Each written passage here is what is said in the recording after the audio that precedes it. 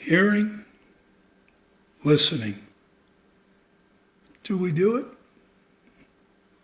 I got a video I'd like to talk to you about. If you like it, I'd like you to hit the like button. If you want to subscribe to them, I'd like you to hit the subscribe button. Hearing and listening, both really with our ears, aren't they? Our ears, one of our facial body parts. Do we hear what people are saying? Do we listen to what people are saying? Are we getting what they're saying? Do they tell us things that we really did something totally different than what they were asking? Because why? We weren't listening. We didn't hear. Why? We were too busy thinking about what? About what we're going to do next? About the importance of ourselves? About possibly just not really wanting to pay attention? I guess if you sat across the table or you stood on a sidewalk across from a person and they spoke, I think you'd want to have some sort of eye contact. I think you'd want that person to tell you whatever he has or she has on her mind, and for them to listen to you as to what you have on your mind. It's called conversation. Do we do it? Do we really do it? I don't think we really do. Oh, I think, yes, there are times we do it when we have to. But we don't seem to go out of our way and do it, what I call, like in the older days, a little bit easier. It became easier conversing. We'd converse on any topic. Color of the barn or paving a road or who knows what, but we just converse. Today we're too busy in our own world. We're too preoccupied. We don't hear, either by not wanting to or by choice. With hearing naturally goes the listening. Is the person telling you, your boss, what he or she wants you to do? Are you doing it correctly? Or are you wasting your time, hers or his? What does it take?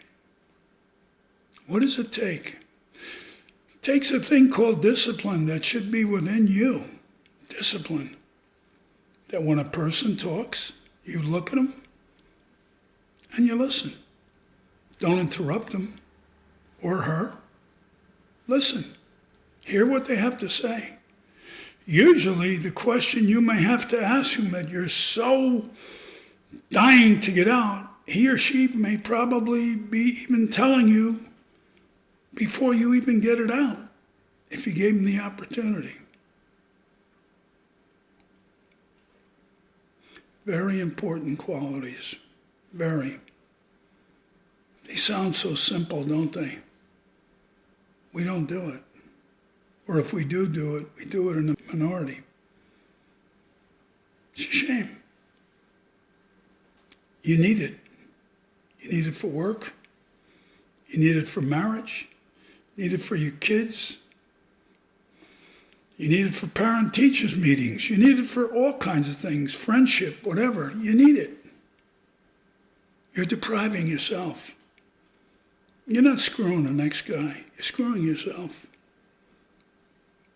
You're not giving what you could. And who's hurt? You? Yeah. But you're hurting the ones around you. For what? What's the ulterior motive? Probably really don't have a good one. You just chose not to listen or to hear, because that's what you wanted to do. So in the end, there's a saying, you cut your nose to spite your face. kind of doesn't make too much sense to me. I'm looking at myself here in a video and I'm saying, how would I look without a nose? I don't know.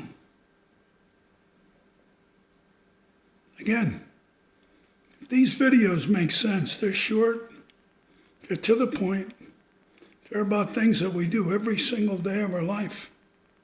But do we do them? Do we do them with the intensity? Do we do it with the right purpose?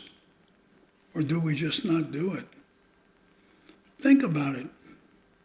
I mean, really think about it. And you shouldn't have to think long and hard and weeks at a time. Not that difficult. If you like them, hit like.